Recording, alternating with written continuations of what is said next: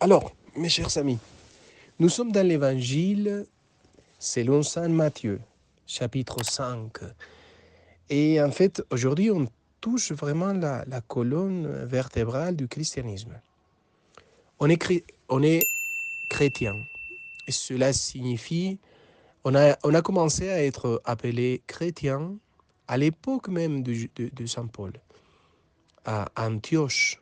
C'est là où ceux-là qui marchaient à la suite du Christ, mais surtout ceux qui vivaient la résurrection du Christ dans leur cœur, dans son intérieur, dans l'expérience profonde des transformations que le Christ faisait dans son cœur, dans leur cœur. Et c'est ceux-là qui on était commencé à être appelés chrétiens. Donc, voilà, on touche la source du christianisme. Le fait de pardonner ceux qui nous font du mal, nos ennemis. Comment faire pour pardonner ceux qui nous font du mal? Ça, c'est une expression, c'est une expérience surnaturelle de l'Esprit Saint, de Dieu lui-même, créateur, de Jésus, dans nos cœurs. C'est la Sainte Trinité qui travaille, qui agit tout le temps dans nos cœurs pour vraiment nous donner la force pour pardonner. Sinon, on est incapable de le faire, je vous assure.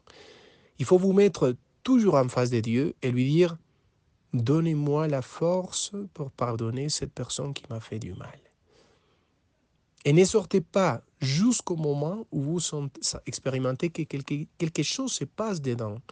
C'est comme une machine qui fait clic dedans et on dit « Tiens, j'ai un tout petit peu la force aujourd'hui pour avancer plus. » Et demain, encore mettez-vous en face du Christ et il faut lui demander « Aujourd'hui, donnez-moi la force pour pardonner celui qui fait du mal, qui m'a fait du mal, celui qui a été mon ennemi. Donnez-moi la force. Donnez-moi les regards que tu as pour lui, la miséricorde que tu as pour lui. » Donc, ne sortez pas de la rencontre, de la présence du Christ, jusqu'au moment où ça avance un tout petit peu mieux. On se sent un peu plus guéri, sauvé, vraiment libéré. Et demain, il faut faire la même chose. Et après-demain, et tous les jours, jusqu'au moment où on puisse dire, vraiment, je suis guéri par la force de mon Dieu, de ce Dieu qui habite mon cœur. Allez-y, faites cette expérience. Je vous assure, il est prêt à nous aider. Parce qu'une des choses plus difficiles à guérir, c'est le manque de pardon.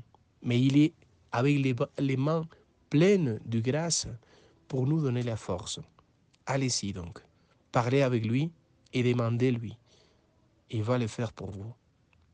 Et vous, ouvrez le cœur tous les jours et il fera davantage un travail de guérison et de transformation dans vos cœurs. Au nom du Père et du Fils et du Saint-Esprit, allez-y.